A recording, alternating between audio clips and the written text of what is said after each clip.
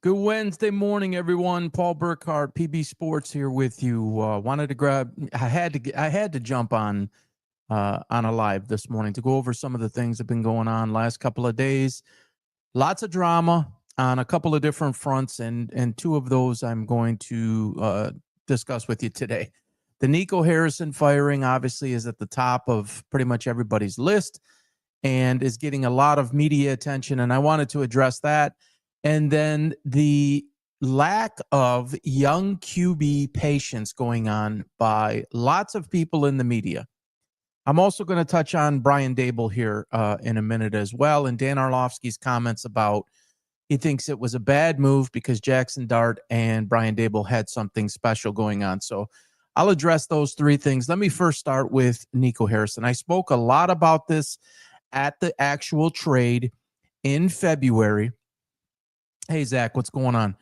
In February, and those videos are on YouTube, and I describe all of my feelings about the trade at the time, what I thought about Nico Harrison, and obviously that's February. That's whatever, 9+ months ago, February 2nd, I believe it was, sometime in February. So essentially 9 months later, and now he's been fired. And I want to talk about why I actually believe he was fired.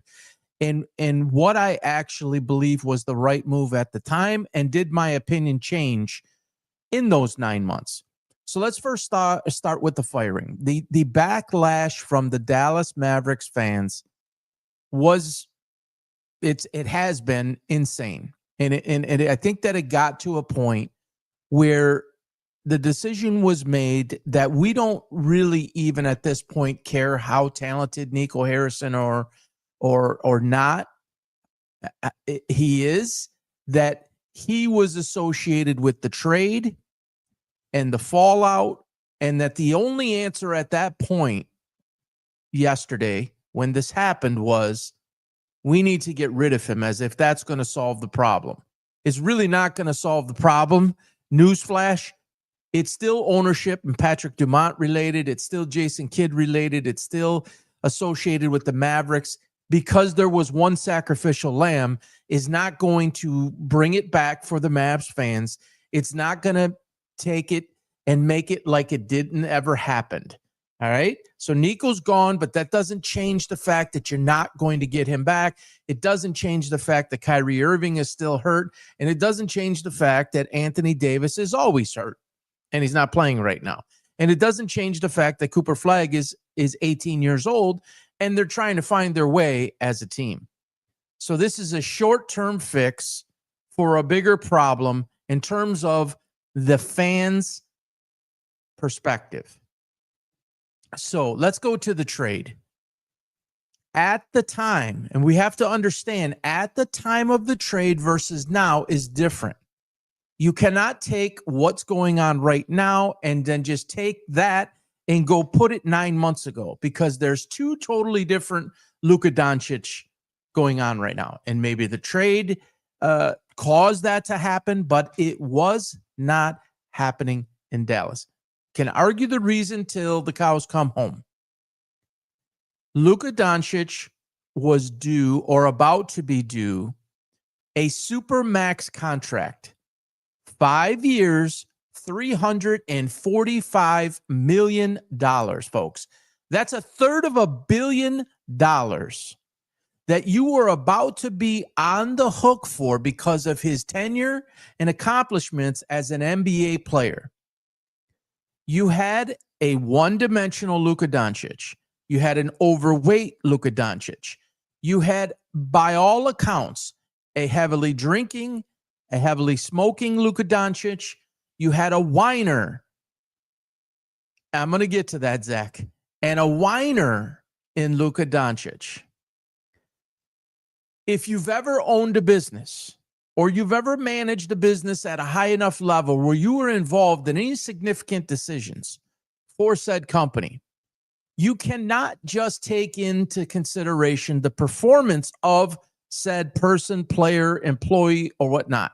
You have to look at the entire big picture. How does it fit? Is it the right person? Can this person lead said department or program or team or company, whatever the case may be?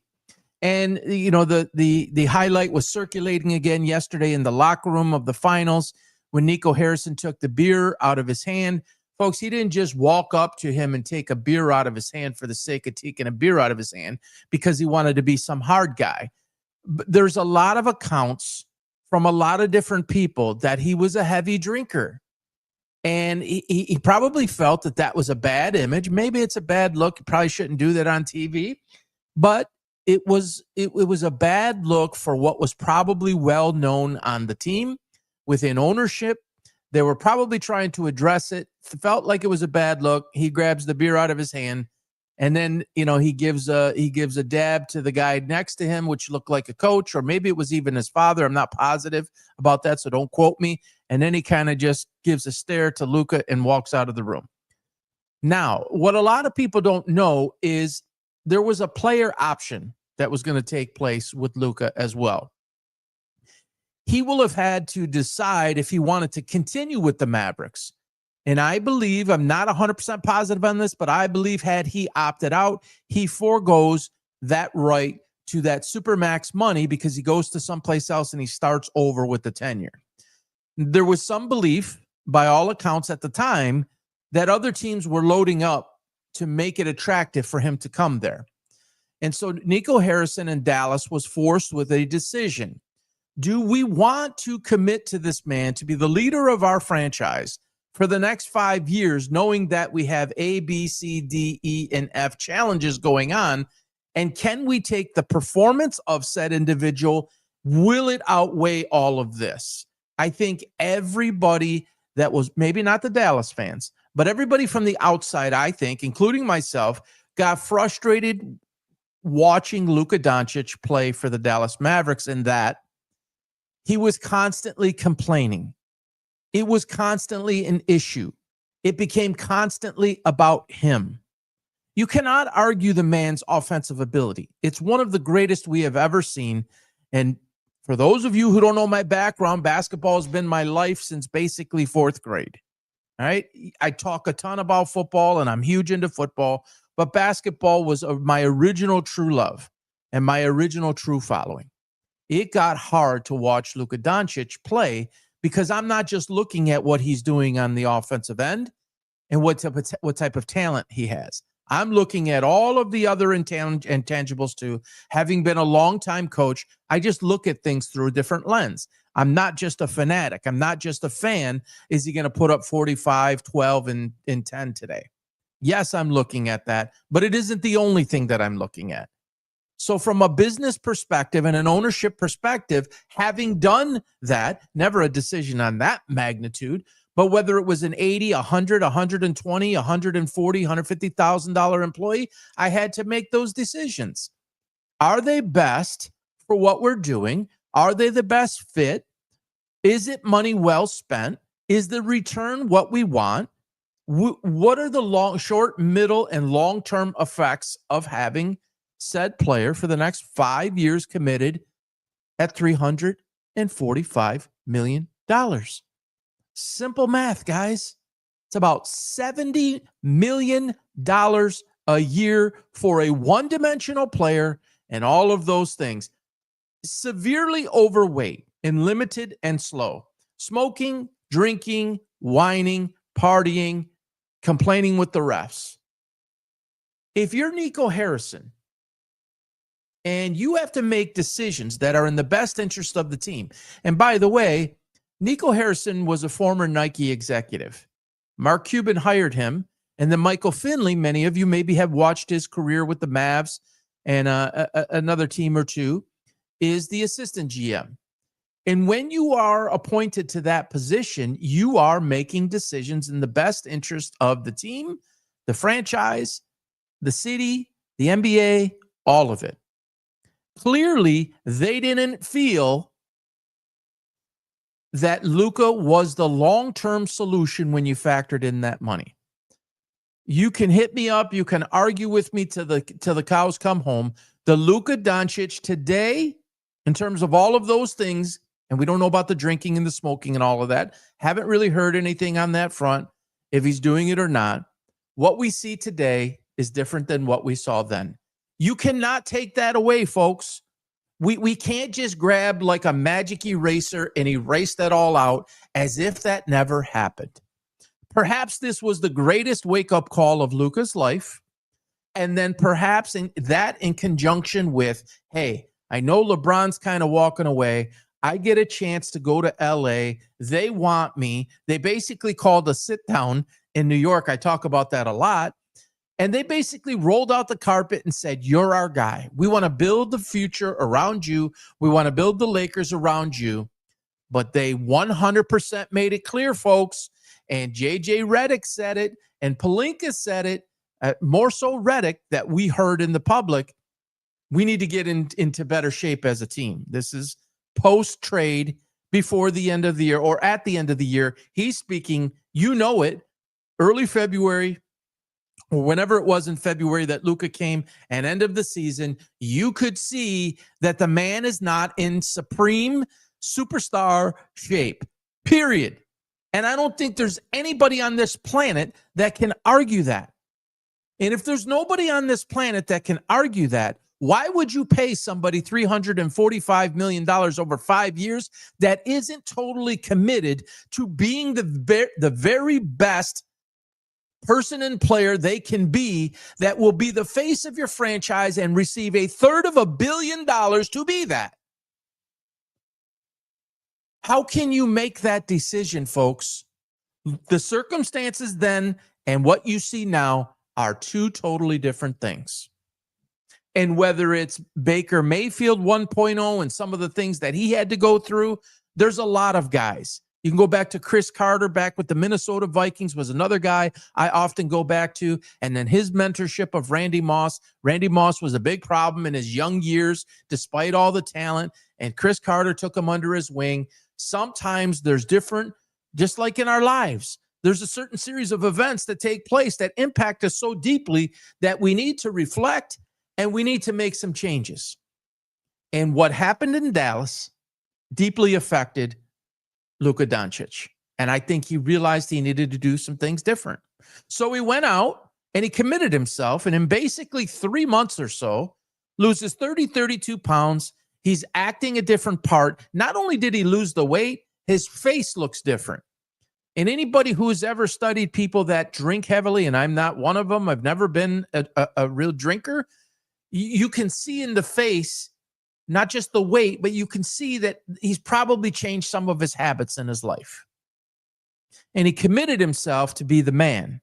And then I'm going to take this franchise on my back, and I'm going to learn how to be a better leader. And I'm going to start with the way my body looks and what that weight loss allows me to do on the floor. And maybe I could become, instead of a one-dimensional player, maybe I could become 1.5, trying to work my way into a two-way player. And I'll be up for a bunch of money again. I sacrificed basically, I think it's $116 or so million is what he lost in that deal, but he'll have an opportunity to make it up.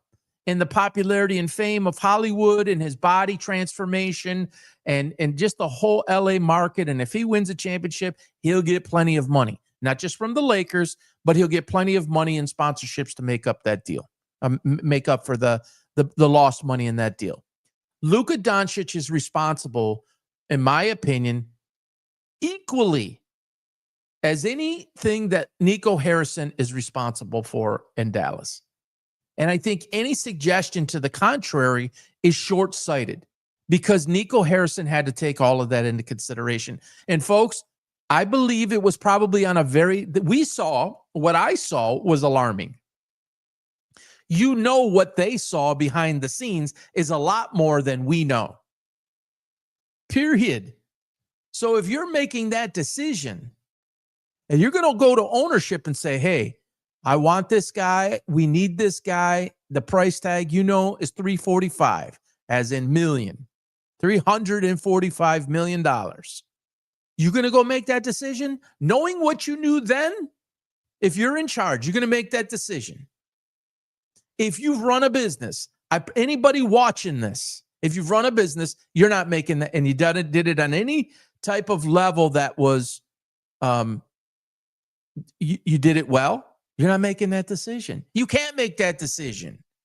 He gave you every reason to not make that decision. So here's where the problem comes in. And to Zach's question, but you're telling me that's the best trade package they could get for him. See, this is where it gets really tricky for me. Nico Harrison's not a dumb man. It's not Nico Harris's first trip around the block. There's something very fishy with what went on behind the scenes there. And I think there's more that meets the eye. If you're going to trade a generational type of offensive talent, even with some of the baggage that Luka Doncic had, you are never doing a deal behind closed doors without offering that asset up to the highest bidder to get the most value in return, and you create a bidding war. And everybody knows that there would be a lot of high bidders for Luka Doncic, even in the state that he was in. A lot of people would just put up with that. That's maybe sad, but it's true. So why was it only the Los Angeles Lakers? It's a question that's never going to go away. It's always going to be wondered. It's always going to be asked. I can give you my thoughts and my opinion. Kareem Abdul-Jabbar, Magic Johnson, Kobe Bryant, LeBron James, Luka Doncic. The Lakers forever. I mean, we're talking 1975. So for the last 50 years, they've had to have the or close to the superstar in the league. So how in the world did Luka Doncic end up in LA and, to our knowledge, be the only team that he was offered to? What would cause that to happen? How could that possibly happen? How would Dallas's ownership allow that? Mark Cuban was involved still at the time. Patrick Dumont, Michael Finley, anybody else advising, who would advise that? You'd have to be a fool to do that. You cannot like Luka Doncic, and you could feel the way I felt that he wasn't worth the $345 at the time. But irrespective, and regardless of the fact that you don't feel he's worth that, if you no longer want him, you get the most amount of value from over here and you move on. Good luck to you. We like what we have. There's nobody on this planet, I don't believe it, that could tell me that they were truly happy with a return of Anthony Davis, who's older and who's broken down and who is injured constantly, and Max Christie for Luka Doncic. I cannot be convinced. Never. So what would cause that to happen? You can call this a conspiracy theory. You can call this whatever you want. And somebody reached out and hit me up yesterday on X and says, so what you're suggesting is if there was any kind of funny business by the league to ensure that Dallas would get the number one pick, if you do this for us and you only offer him to the Lakers, we get you the number one pick. In order to do that, Dallas would have to be in the lottery, which is what, 13 teams? Somebody correct me if I'm wrong. I believe it's 13 teams. You have to be bad enough to get into the lottery. So Kyrie Irving would have to get hurt. Anthony Davis would have to get hurt for you to be in the lottery for any fixing to go on. I think LeBron James even admitted way back when it was awful suspicious that the Cleveland Cavaliers got number one pick. Folks, I by nature am not a conspiracy theorist. 14 teams. Thank you. So you had to finish in the bottom 14, which is essentially half. The bottom half of the league. You had to make sure that you were there to be, and look at what their odds were, folks. I don't know exactly where they fell in that, but look at what their odds were to get the number one pick. It was basically a statistically impossible. It would be an anomaly for that to happen. And who's the number one pick? So about the conspiracy theorist part, I'm generally not a conspiracy. Yeah, they finished 13 or 14. Yeah. And you basically have the worst or very close to the worst odds. And so I'm not a conspiracy theorist by nature, but I look at the evidence and I look at the likelihood, and I'm able to, they were in the play-in tournament. And I look at the likelihood of how something can happen statistically and metrically here versus here. What's the likelihood? Is it a miracle? Like, how could that happen? What's the NBA's history? What's the pattern of behavior? Has this happened before? Without question. Without question, it's happened before. I don't want to hear about Ernst & Young or whoever manages that is supposedly the security of those envelopes. BS. It's just naive to think that there are not things that go on like that in business, in life, in business, and in sports. I'm just not naive enough. I've been around enough to see enough things take place. We do this, you do that. It's going to come off this way, but we'll make sure this and that. No possible way Nico Harrison offered Luka Doncic to the Los Angeles Lakers only, and somehow didn't get Austin Reeves. And anybody who's followed me knows that after that took place, at the end of, or even during, and even at the end of the season, I created a graphic and I went online and I said, you ask LeBron some kind of way to opt out, you trade Luka to the highest bidder, and you build the team around Austin Reeves. That was my suggestion, because Luka was still the same guy in LA after the trade, not this year, still last year we're talking about. He was still the same guy, and not much had changed. It only changed after the season when Redick publicly said what he said, and they probably got a hold of him behind the scenes and said, hey, LeBron's going to have the opportunity to opt in or opt out. You're our guy going forward. We're not re-signing LeBron. He's 40 whatever, and we're not, you're our guy, and Austin Reeves is our guy, and we're going to build, and we want you to be the man. And he went and changed appears that he went and changed his life. He certainly transformed his body and his ability. So I believe that there was a favor done.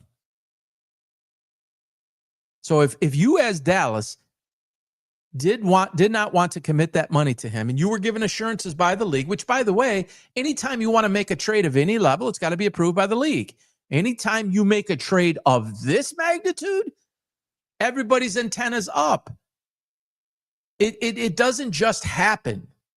It doesn't. Who they're going to, how it impacts the league with somebody like a Luka Doncic is a whole lot different than, say, I don't know, Bogdan Bojanovic going to whatever team, or Michael Porter Jr. going to whatever team. It doesn't hold the same magnitude. It's like if Jokic got traded tomorrow or Steph Curry got traded tomorrow, they're looking at it differently. They're also looking at, where does that marketable star end up? Call it conspiracy or not, they don't want to see Steph. And I'm not saying Steph Curry, please don't misunderstand me. I'm not saying Steph Curry's getting traded, or I'm not saying even a younger star like a Jokic or Giannis or any of those guys are getting traded, or a Tyrese Maxey or something like that. But if those guys were to be traded, they don't want to see them go to New Orleans. It's not marketable.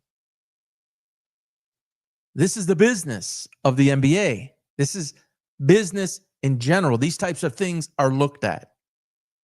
So on the surface, the fans of Dallas got so upset about Nico Harrison. But from a business perspective, how do you give him $330 million when all of those things were what they were? I don't make that decision. Sorry. And from a coach's perspective, he's not even a two-way player, which I happen to put a lot of emphasis on. I required my guys, again, never at that level, but I required my guys to play on both sides or both ends of the court, both sides of the ball. Certainly, if you were a captain, everything that the upper echelon of Luke is my co-host. Luke, my co-host, was my best player on that particular team. And when he didn't do what he was supposed to do and he lost his captaincy, we've talked about it on a show. So if Luke was way overweight and he was drinking and he was smoking, and I'm just metaphorically, I'm just comparing it, I'm going to look at the situation differently than a guy who's doing everything he's supposed to do. Now, you talk about that situation, $350 million. Not that the DeMond family, which is the Venetian and Las Vegas family, not that they can't afford it. That isn't the question. You don't just throw away money. And folks, the way he was acting wasn't a good investment. I'll get hate for that, but it's not a good investment based on what you had at the time to evaluate. Luka went to the Lakers, and he's done this full transformation. Let me ask you a question. Why didn't he do that in Dallas?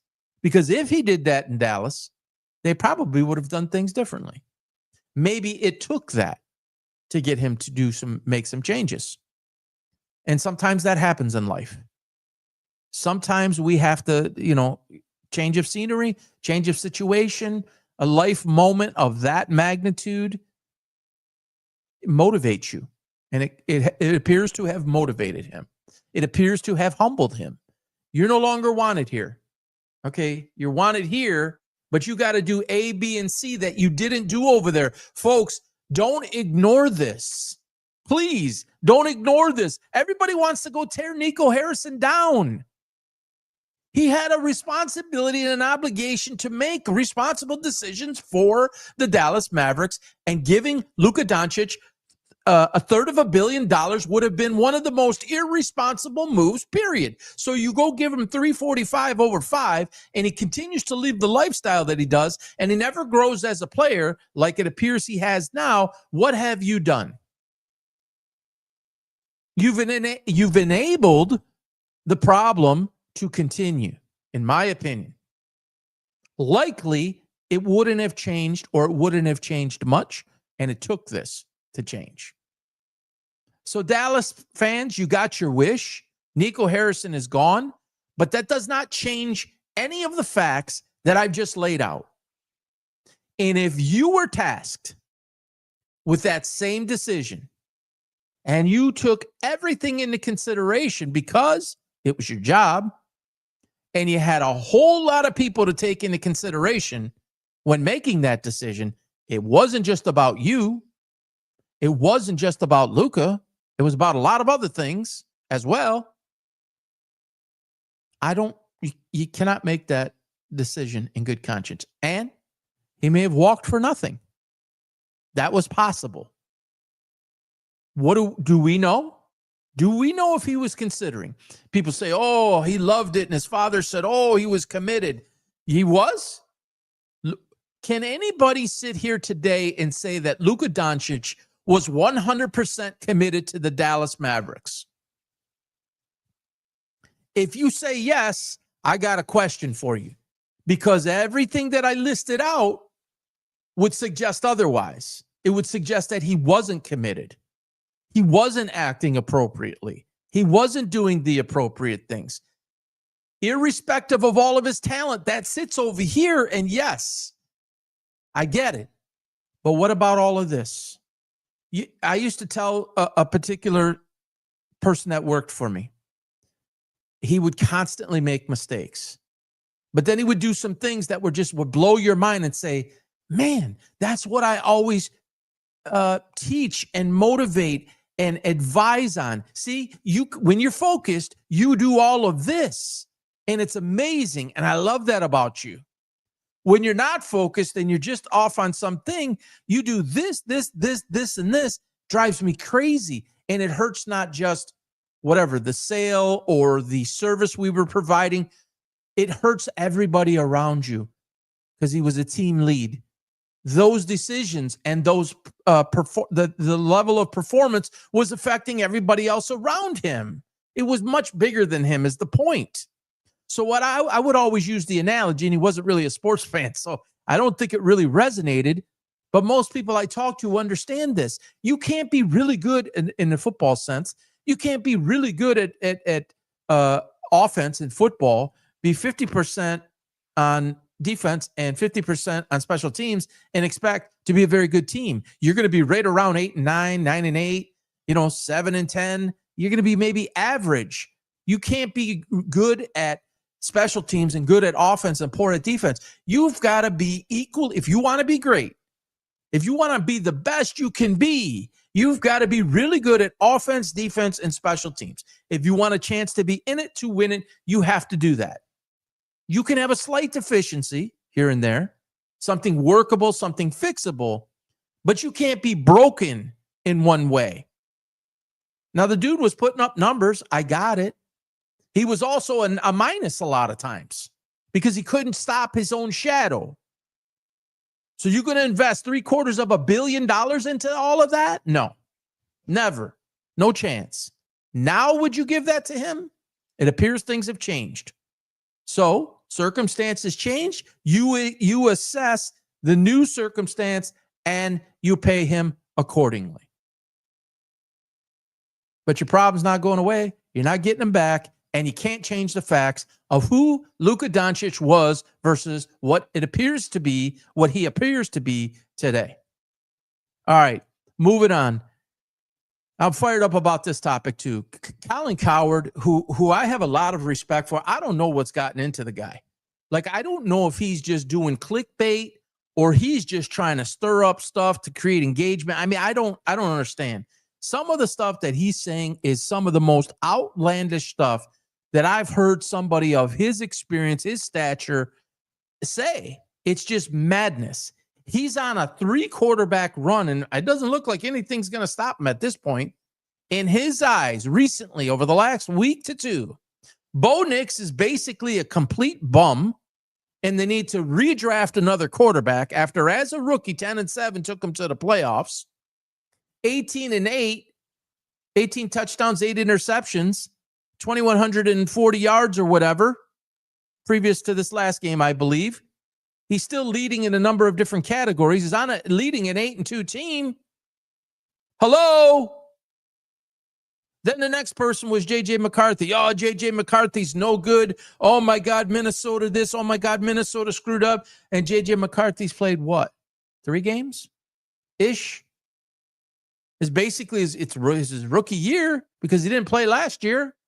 He sucks. Terrible pick. Do-over. Oh, my God. You got rid of Sam Darnold, and he gave it up for this kid. Minnesota's finished forever. And then most recently about Jordan Love. Jordan Love, I just don't think he's got it. Oh, my gosh, Jordan Love this. Oh, my gosh, Jordan Love that. What are they doing in Green Bay? Green Bay needs a new quarterback. This is Colin Cowherd in the last 2 weeks. Let me break this down for you, Colin, and anybody else who's saying just nonsense like this. And there was a lot of pushback on it. And good for those guys.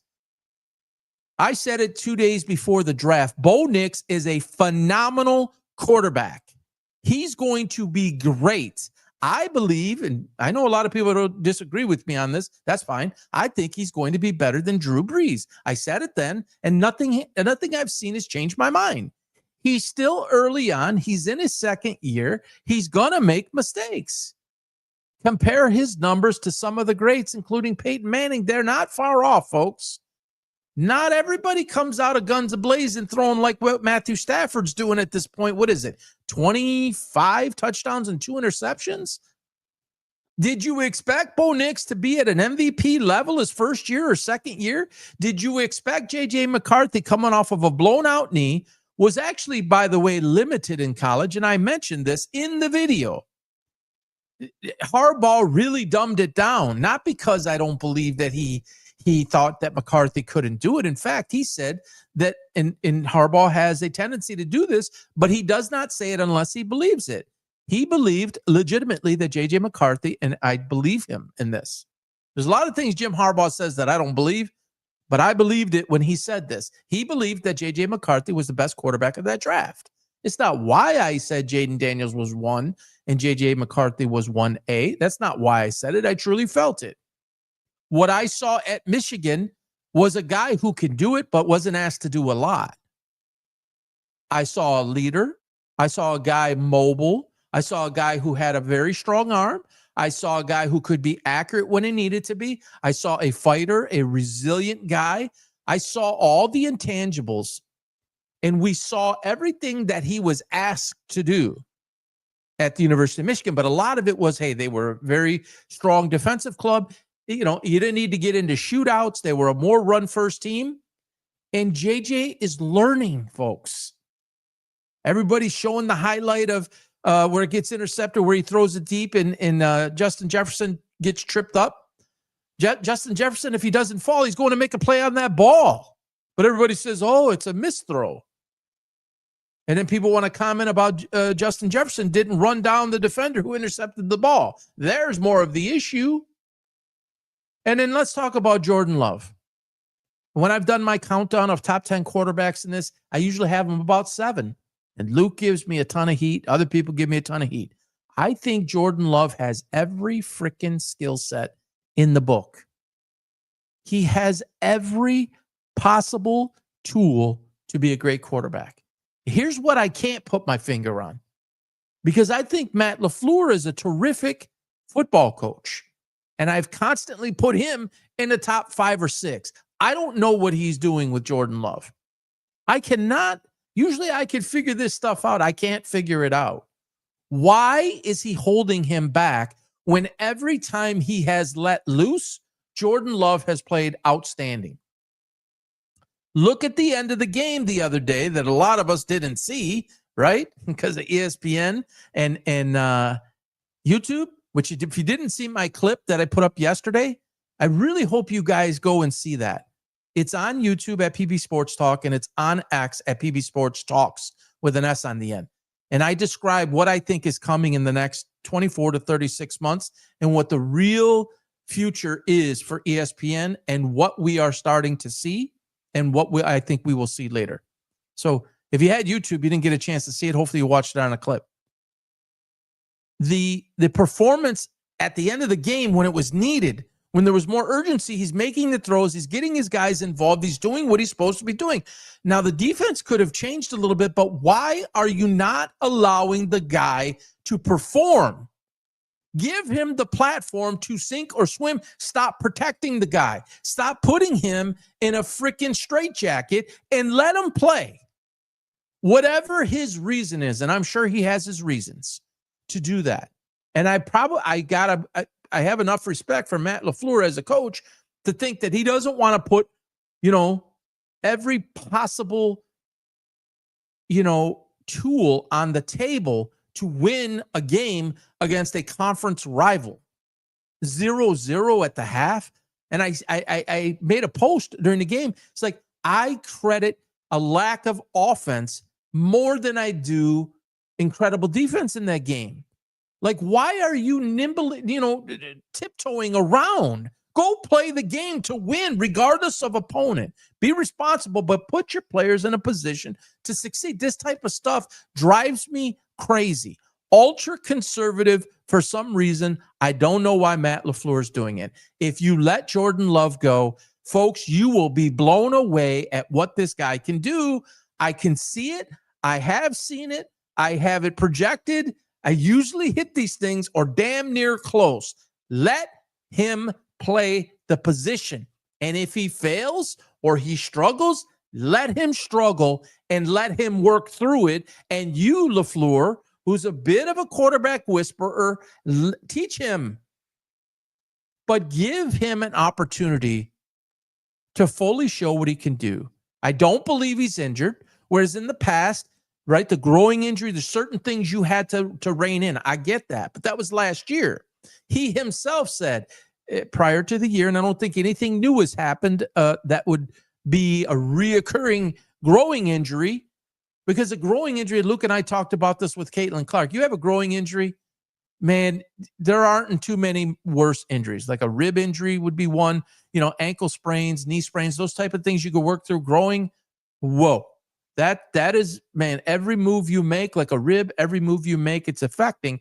Quarterback, you got to move, you got to plant.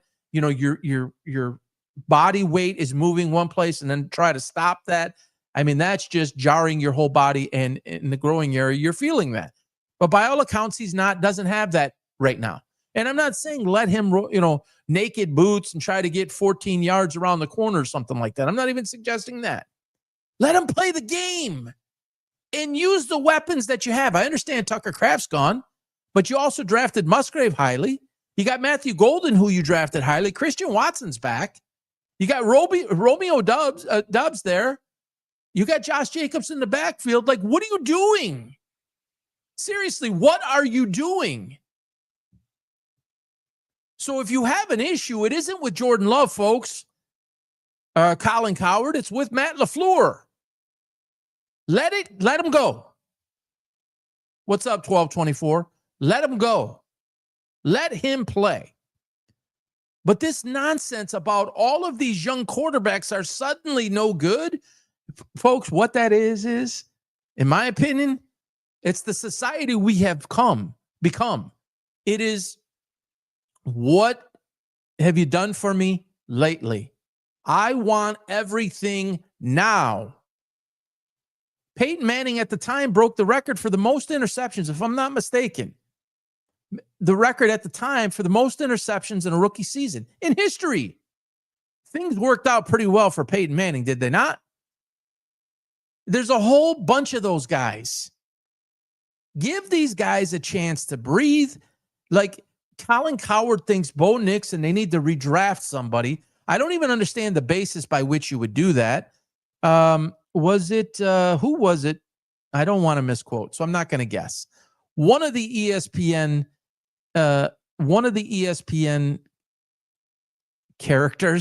personalities said that Bo Nix is holding back the Denver Broncos. Is he? Is Bo Nix holding back the Denver Broncos? Are they? Did I become dyslexic and they're 2-8 and not 8-2? Could they be performing better? Yes. Can you be 8-2 and not be the best 8-2 you could be? Yes. Could you possibly be 9-1 or 10-0? Yes, you can. I always have and always will say it matters how you win and it matters how you lose. Both tell an amazing story. How did you win? Did you win by happenstance and enough of the things that the other team did that maybe they turned the ball over a lot and maybe they were unforced turnovers and stupid errors put you in good position and you did well in those moments, but you didn't do well in other moments? Is that how it happened? Did you truly go out and impose your will and just basically dominate or close to it for 60 minutes, for 4 quarters, and earn it that way? Same with losing. Did you lose by just a hair and it was you executed your game plan and in that day you just got to tip your cap to the other team because they were just a little bit better? But man, you'll take that performance every day. It matters how you win. It matters how you lose. Is Bo Nix playing at what I believe Bo Nix his level is, or even at the level he was last year? I don't necessarily agree with that.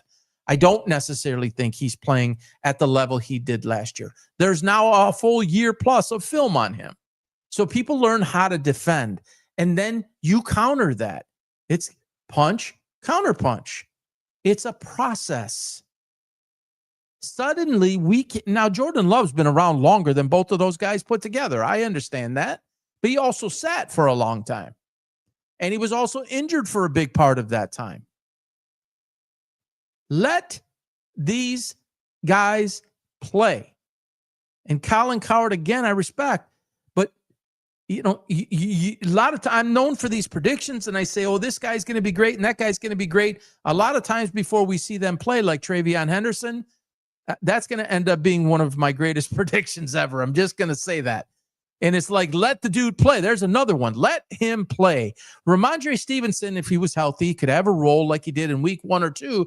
But Travion Henderson is such a superstar in the making that you have to let him go. You have got to put him in a position to do what we all saw take place last week. And that was against the Tampa Bay team, who's really good against the run. Well, at a 59, a 55 and a 69-yard run. I still had my notes from the other day. That didn't just happen, folks. And he's better than Quinshon Judkins. But they didn't give him an opportunity until they were forced to give him an opportunity with injury because Stevenson went out with a toe or whatever.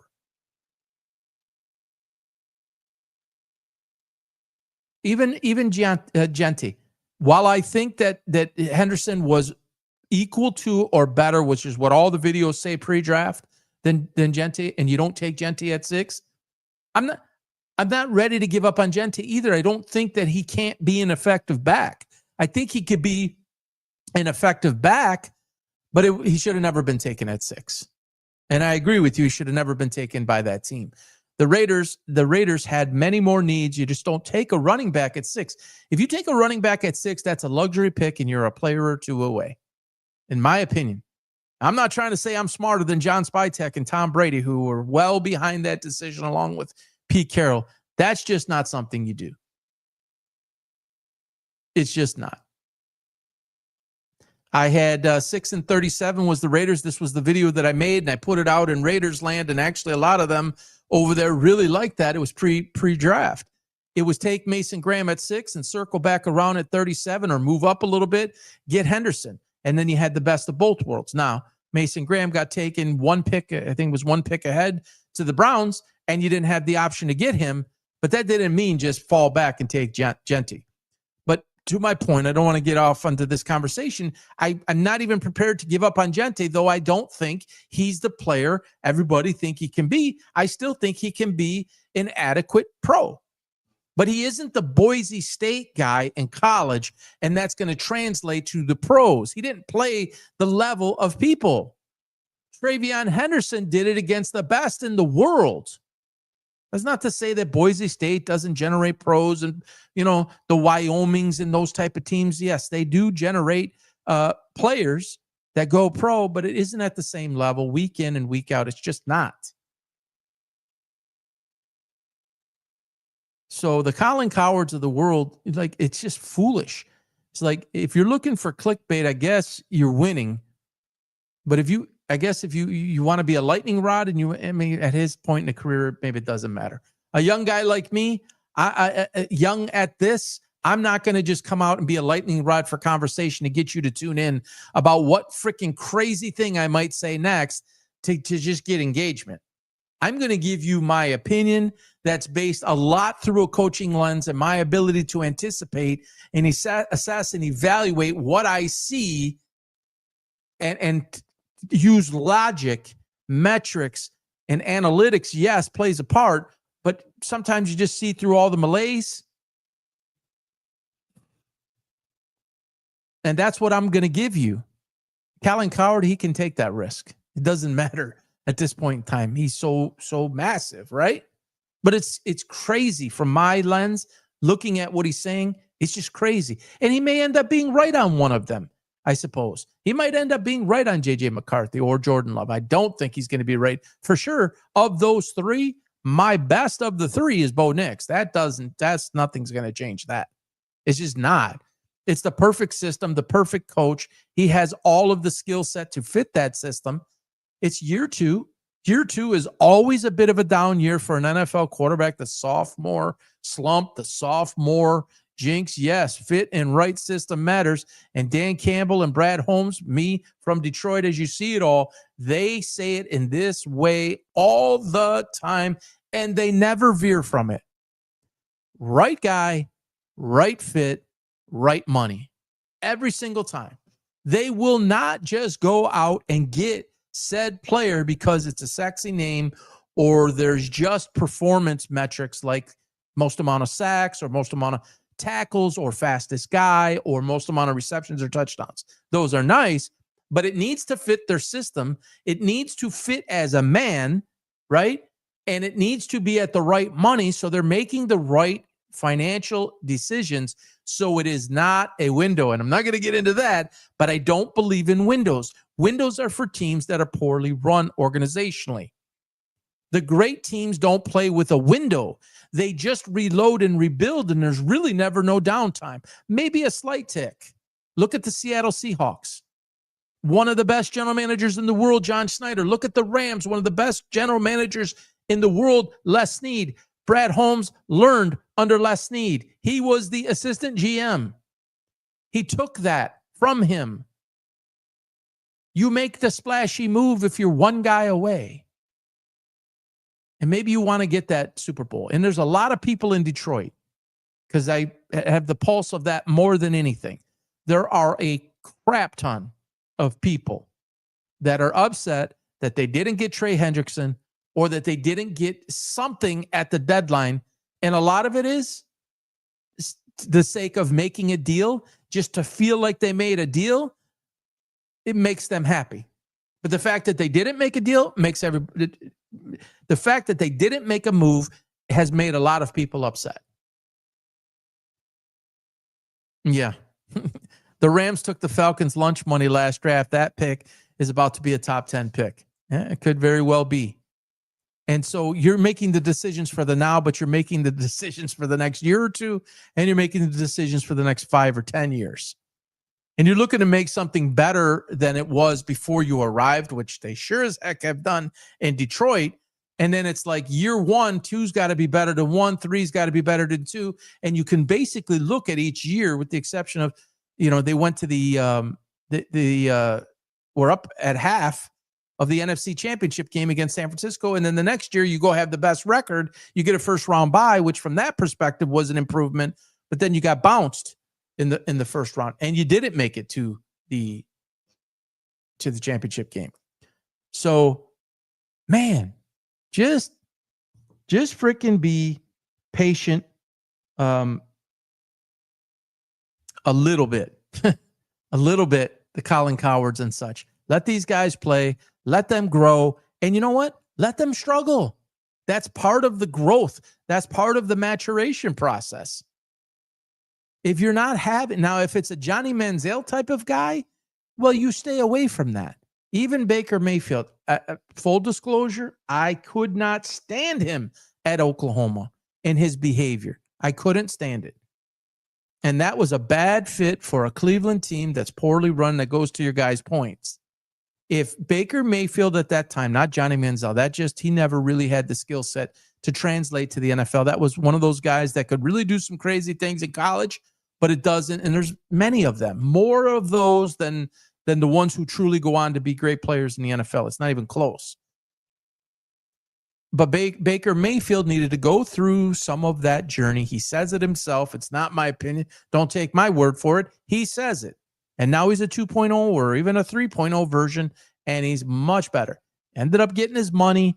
Ended up, he's in it every year now, and he's doing what he's supposed to do.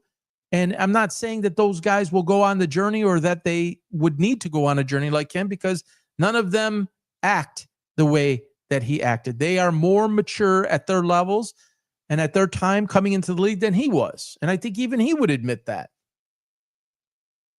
But leave the guys alone, for real. In Dallas, you're going to have to deal with it, man. I'd focus on what you got now. You got Cooper Flagg. You have some picks. And what are you going to do? You can bring the next general manager, and we're going to see how you feel about that. And now everybody's going to be upset. Somebody said yesterday, until you fire Jason Kidd, who was a part of that, we won't be happy. Because Jason Kidd first didn't like it, and then he said he did like the trade, and they're holding that against him. So that's not going away anytime soon. All right. I went on a little bit longer than what I thought. It's looking like our regular show, which would be week 59, should be Friday night. I believe Luke will be joining us again. Hopefully that's the case. I'll get a graphic out tomorrow with what the topics are. Man, these topics, the world of sports, what's going on right now, there's a lot of it. So we'll have some fun topics. We'll have week 11's picks and Lions preview. Big game against the Eagles. Big NFC showdown. And I can promise you this, there will be nothing conservative about the Lions coming out against the Eagles because, we're afraid of making mistakes. No, you go out, you put your best foot forward. You've prepared to do that. And if you make a mistake, well, you work to fix it, but you don't ever go out and not put your best foot forward. Ridiculous, LaFleur. Man, somebody needs to talk to Matt LaFleur, because he's making me look bad, because I really had him up high, and he just can't do that. Your team deserves better. Your fans deserve better. Your organization deserves better. Let Jordan Love go. All right, everybody have a great Wednesday. We'll talk to you soon. Hug someone, hold someone, love someone. Life is short. Take care, everybody. Bye-bye. Thanks, guys.